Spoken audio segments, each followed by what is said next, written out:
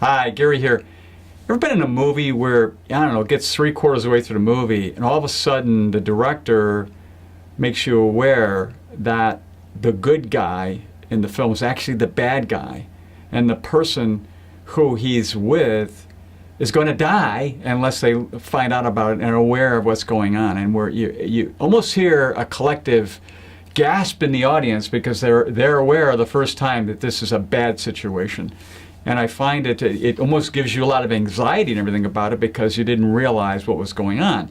And I find awareness tends to be that way. Is when you find out about something, it sometimes gets you upset that you weren't aware earlier. And with money, that happens all the time. You know, it's next morning after you did something and you realized, I shouldn't have bought that thing, or I shouldn't have committed to some kind of a money situation. So the way that you don't get caught short is about making sure you have something in place prior to making these kinds of sometimes devastating decisions that makes you aware on an ongoing basis of what's going on with your money. And today, technology is phenomenal for this, much different than it's been in the past.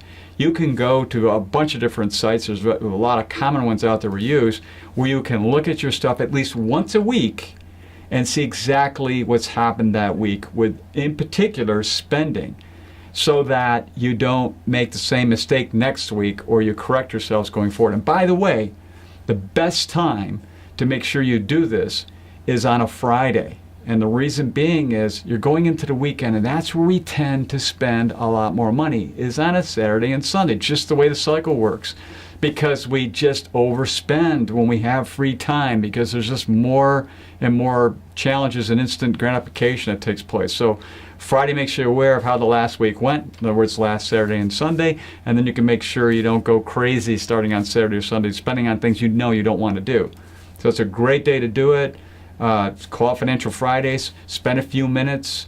Make sure you use some kind of software out there online. You can look right away, see what's happening with all your stuff, and keep yourself aware so you don't become that victim in those movies that always scare the bejesus out of us. So until next time, enjoy.